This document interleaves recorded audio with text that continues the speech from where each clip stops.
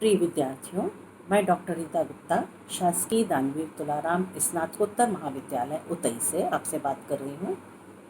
आज मैं स्नातक अंतिम वर्ष यानी बीए, बीएससी, बीकॉम, बीएचएससी फाइनल ईयर के हिंदी भाषा के प्रश्न पत्र पर आपसे बात करूँगी। हिंदी भाषा की प्रश्न पत्र में जो आपकी पहली इकाई है, इस पहली इकाई के 2 हिस्से हैं। आज मैं आपको दूसरा हिस्सा यानी खंड ख के एक चैप्टर पर आपसे बात करूंगी। खंड ख में शामिल है आपके कोर्स में कथन की शैलियाँ। इस कथन की शैलियों पर आपसे बात करते हैं। बच्चों, मनुष्य अपने विचारों को जिन माध्यमों से व्यक्त करता है उसे हम भाषा कहते हैं, और जिस तरीके से व्यक्त करता है उसे हम शैली कहते हैं। मतलब क्या हुआ? शैली जो है वो कहने का ढंग है, कहने का तरीका है, जिसे आप अंग्रेजी में स्टाइल कहते हैं।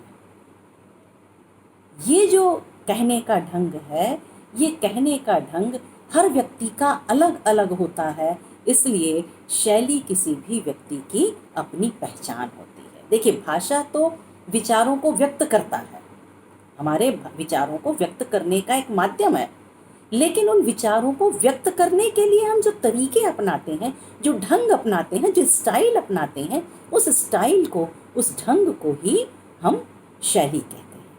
कोई भी व्यक्ति अपने भावों को, अपने विचारों को संप्रेषित करने के लिए भाषा में अनेक प्रयोग करता है। अनेक प्रयोग करने के पीछे कारण क्या है? वो चाहता ये है, उसकी ये इच्छा होती है कि वो अपने विचारों को बहुत प्रभावी रूप से और बहुत स्पष्ट रूप से दूसरों तक पहुंचाए, क्योंकि उसका उद्देश्य ही है अपनी बात को पहुंचाना, अपने बात को दूसरे तक संप्रेषित करना। तो इस संप्रेषित करने के लिए वो भाषा में विविध प्रयोग करता है। ये जो प्रयोग हैं, ये प्रयोग किसी भी परिस्थिति और विषय वस्तु के ऊपर निर्भर करते हैं। जैसे विषय वस्तु होगी, जैसी परिस्थितियाँ होगी, भाषा में का जो प्रयोग है वो उस परिस्थिति और विषय के अनुकूल हमेशा परिवर्तित होता है, बदलता रहता है। यानी कथन की शैली का मतलब है भाषा के प्रयोग का तरीका। जैसा विषय होगा उस विषय के अनुकूल भाषा का प्रयोग किया जाना, यही कथन की शैली कहलाता है, अपने कहने का तरीका। विभिन्न, जैसा आपका विषय होगा उस विषय के अनुकूल आपको भाषा का प्रयोग करना होगा। इस विषय के अनुकूल भाषा के प्रयोग को प्रयुक्ति कहते हैं। ये आपके ऑब्जेक्टिव क्वेश्चन में प्रश्न आता है। और प्रयुक्ति से क्या आशय है? तो प्रयुक्ति क्या है? विभिन्न विषयों के अनुकूल भाषा के प्रयोगों को प्रयुक्ति कहते हैं। तो आपको एक बात स्पष्ट हो गई होगी, कथन की शैलियों से आशय है कि भाषा के प्रयोग का ढंग, कहने का तरीका, भाषा के प्रयोग का ढंग। आपके पाठ्यक्रम में कथन की जो शैलियाँ हैं, उन शैलियों में 4 प्रमुख शैली मानी जाती हैं। पहला है विवरणात्मक शैली, दूसरा है मूल्यांकन परक शैली, तीसरा है व्याख्यात्मक शैली और चौथा है विचारात्मक शैली। कथन की 4 शैलियाँ आपके पाठ्यक्रम में शामिल हैं। तो सबसे पहले मैं आपसे बात करूँगी विवरणात्मक शैली की। ये जो विवरणात्मक शैली है, आपको जैसा मैंने कहा कि शैली जो है वो जैसा विषय होता है उस विषय के अनुकूल शैली में परिवर्तन होता है, विषय के अनुकूल ही शैली का प्रयोग किया जाता है। अब विवरणात्मक जो शैली है, विवरणात्मक शैली कैसे होगी? ये जो विवरणात्मक शैली होती है, इसमें किसी घटना या वस्तु का यथावत प्रस्तुतिकरण किया जाता है। कोई भी घटना हो, उस घटना का या कोई वस्तु का यथावत प्रस्तुतिकरण। यथावत प्रस्तुतिकरण मतलब जैसी वो घटना घटी है उसका वैसा का वैसा विवरण देना। इसमें होता ये है कि जो वक्ता है, विवरण देने वाला जो व्यक्ति है, वो हमेशा तटस्थ होता है। तटस्थ होने से मतलब है कि उसमें कोई राग द्वेष नहीं रहता। उसने जैसा उस घटना को देखा है उसका वो यथावत विवरण देता है। जैसा देखा बिल्कुल वो, उसमें तटस्थ रहना, उसमें ना उसमें इन्वॉल्व होता है, ना उसमें कोई कम ना कोई ज़्यादा, जैसा उसने देखा है वो वैसा ही उसका विवरण देता है, उसमें वो अपनी कोई प्रतिक्रिया उसमें शामिल नहीं करता है। ऐसी शैली को इस तरह के कहने का जो तरीका है उसे हम विवरणात्मक शैली कहते हैं। ये जो वक्ता है इसके द्वारा दो तरह से विवरण दिया जाता है, एक प्रत्यक्ष कथन के माध्यम से और दूसरा अप्रत्यक्ष कथन के माध्यम से। प्रत्यक्ष कथन में जो विवरण देने वाला व्यक्ति है उस व्यक्ति का उल्लेख होता है कि विवरण कौन देता है, यानी पाठक ये जानता है कि वक्ता कौन है। लेकिन अप्रत्यक्ष कथन के विवरण में वक्ता कौन है इसका कहीं कोई भान नहीं होता, वो अप्रत्यक्ष रूप से विवरण सामने वो देखता है, प्रस्तुत करता है। इस विवरणात्मक शैली की जो सबसे पहली विशेषता है वो ये है कि इसमें तथ्यपरकता होती है, जैसा देखा गया उसका वैसा का वैसा चित्रण किया जाता है। इसमें अलंकारिकता नहीं होती। आप जानते अलंकारिक वाक्यों वाली जो संरचना वो नहीं होती, इसलिए नहीं होती है कि उसमें कहीं कोई वक्ता अपने ना किसी चीज़ को सजा कर प्रस्तुत करता है, ना उसको जैसा उसने देखा वैसा ही विवरण देता है, इसलिए इसमें अलंकारिक रचनाएं नहीं होती हैं, अलंकारों वाली रचनाएं इसमें नहीं होती है।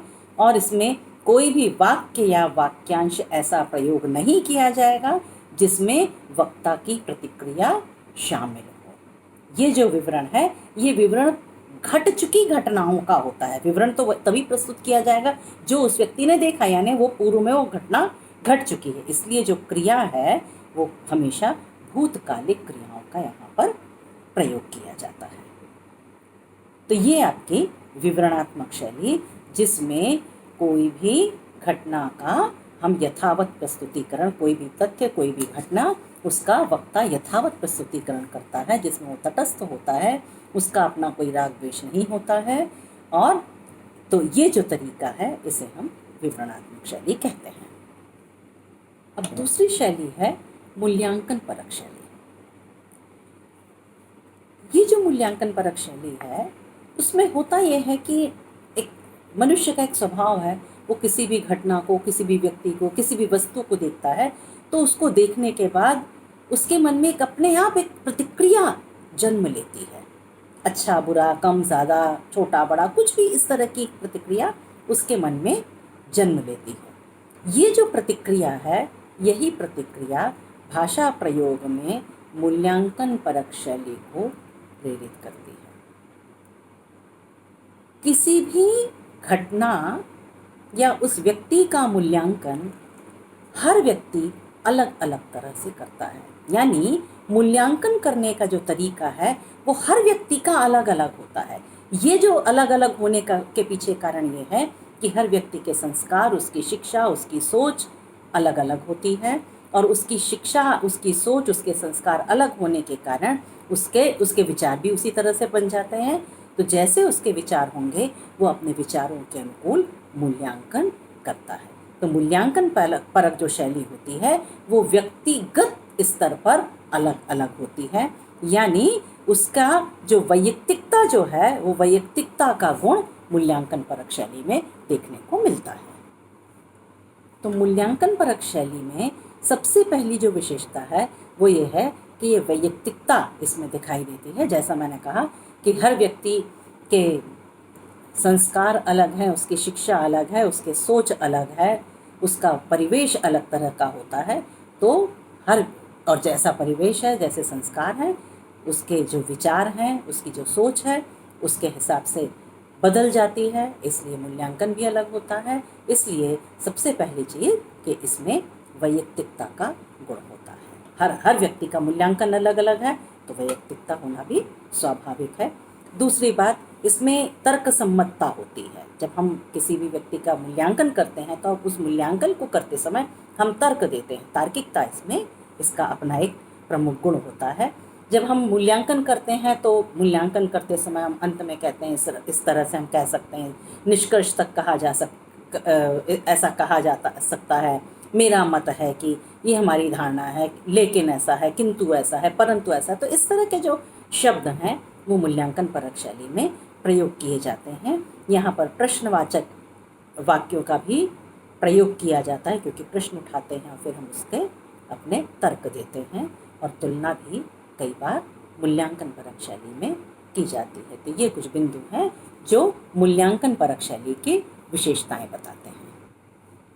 और ध्यान ये रहे, जैसा हमने कहा कि विवरणात्मक शैली में वक्ता तटस्थ होता है, जैसा देखता है वैसा वर्णन करता है, लेकिन मूल्यांकन परक शैली में वक्ता बिल्कुल तटस्थ नहीं रह सकता है, वो उसमें इन्वॉल्व होता है, वो उसका मूल्यांकन करता है, लेकिन ये भी जरूरी है कि मूल्यांकन करते समय उसका राग द्वेष ना आए। मूल्यांकन वो अपनी दृष्टि से करेगा, लेकिन ईमानदारी से व्यक्ति को मूल्यांकन किया जाना चाहिए। तीसरा आपका जो शैली है वो है व्याख्यात्मक शैली। अब ये जो व्याख्यात्मक शैली है, ये निश्चित रूप से हम अध्ययन अध्यापन में इस शैली का प्रयोग सबसे ज़्यादा करते हैं। जब कोई भी जटिल विषय वस्तु हो, सूत्रबद्ध कोई बात हो, अस्पष्ट कोई बात हो, तो इस अस्पष्ट या जटिल विषय वस्तु को जब हम समझाते हैं, उसे हम सरल करके प्रस्तुत करने की कोशिश करते हैं, तो ये जो तरीका है इसे ही हम व्याख्यात्मक शैली कहते हैं, व्याख्यापरक शैली कहते हैं। अब इसमें भी देखिए, जब कोई व्यक्ति व्याख्या करेगा, मान लीजिए मैं आपको कबीर की व्याख्या पढ़ा रही हूँ। अब कबीर की व्याख्या पढ़ाते समय अब कोई दोहा है, अगर वह उस दोहे का अर्थ बताऊं, तो अर्थ बताते समय मैं अपने शैली में अपने तरीके से उसका अर्थ बताऊंगी। जब अपने तरीके से मैं उसका अर्थ बताऊंगी, इसका मतलब क्या है कि वो जो व्याख्या करने वाला व्यक्ति है वो अपने तरीके से उस दोहे को समझेगा और अपने तरीके से उसका अर्थ बताएगा। यानी यहाँ पर भी जो वक्ता है वो तटस्थ नहीं रह सकता है। यहाँ वो किसी भी अस्पष्ट बात को जब वो स्पष्ट करेगा तो वो अपनी दृष्टि से उस बात को सरल शब्दों में समझाने की चेष्टा करेगा। जैसे मैंने पहले ही कहा कि शैली में क्या होता है, भाषा किसी भी बात को कहने में भाषा शैली में क्या होता है, जब हम प्रयोग करते हैं भाषा में तो किसी भी व्यक्ति का तरीका क्या है, वो अस्पष्ट बात को ज़्यादा स्पष्ट रूप से कहने की चेष्टा करता है, ज़्यादा प्रभावी बनाने की चेष्टा करता है। यही तरीका व्याख्यात्मक शैली में जब कोई सूत्रबद्ध वाक्य होता है, जब कोई अस्पष्ट बात होती है, जब कोई जटिल कठिन विषय होता है, वस्तु होती है, तो उसे सरल से सरलतम तरीके से समझाने का जो तरीका है वो व्याख्यात्मक रूप परक शैली के अंतर्गत आता है। तो यहाँ पर भी कहने वाला व्यक्ति यानी वक्ता जो होता है वो तटस्थ नहीं होता, बल्कि वो भी अपनी तरह से उसकी व्याख्या करने का काम करता है। अब व्याख्यात्मक शैली में देखिए, बात यह है कि जब कोई जटिल विषय वस्तु है, अस्पष्ट विषय वस्तु है या सूत्रबद्ध वाक्य है, तो उसे समझाने के लिए व्याख्या करने वाला अपनी बात को सरल से सरलतम दृष्टि से समझाने के लिए, सरल से सरलतम तरीके से समझाने के लिए अनेक प्रयोग करता है, अनेक उदाहरणों को लेता है, ताकि जिसे वो बात समझा रहा है उसे आसानी से समझ में आ जाए। जैसे मैं ही अब आपसे बात कर रही हूँ, अपनी इसी बात को समझाने के लिए आपसे कितने विविध आप उदाहरणों का आपके सामने प्रयोग कर रही हूँ। तो आपके समक्ष जिस तरह से मैं विभिन्न उदाहरणों का प्रयोग कर रही हूँ, उसी तरह से व्याख्या करने वाला जो होता है वो अपनी बात को समझाने के लिए अनेक उदाहरणों का प्रयोग करता है। तो ये जो उसका तरीका है कि व्याख्यात्मक शैली के अंतर्गत आता है। इसलिए मैंने आपसे कहा कि व्याख्यात्मक शैली जो है वो अध्ययन अध्यापन में सबसे ज़्यादा प्रयोग की जाती है। दूसरी बात, इस वाक्य की जो इस शैली की जो विशेषता है वो ये कि यहाँ पर इसमें उदाहरणों का बहुत प्रयोग किया जाता है, ताकि जो जटिलता है, अस्पष्टता है, वो ज़्यादा आसान हो जाए और सरल से सरल तरीके से समझ में आ जाए। वाक्य जो होते हैं वो हमेशा सरल वाक्यों का प्रयोग किया जाता है। द्विअर्थी वाक्यों का प्रयोग या शब्दों का प्रयोग यहाँ नहीं किया जाता है। तो ये जो अपनी बात को समझाने के लिए, यदि मान ले, ऐसा हो जाए, तो इस तरह के जो शब्द हैं, अतः, किंतु, परंतु, इस तरह के शब्दों का प्रयोग भी इस शैली में किया जाता है। चौथी है आपकी विचारात्मक शैली। ये जो विचारात्मक शैली होती है, इस विचारात्मक शैली में बौद्धिक विवेचन की अधिकता होती है। यानी ये कथन की एक ऐसी शैली है जिसमें प्रयुक्ति के सारे संरचक वाक्य किसी एक विचार या उसके विविध पक्षों को प्रस्तुत करने का काम करते हैं। यानी एक केंद्रीय विचार एक होगा और उस केंद्रीय विचार उस केंद्रीय विचार और उस विचार से जुड़े हुए जो विविध पक्ष हैं, उन विविध पक्षों पर केंद्रित पूरी बात इस विचारात्मक शैली की खूबी है। इस शैली में श्रोता या पाठक के मानस को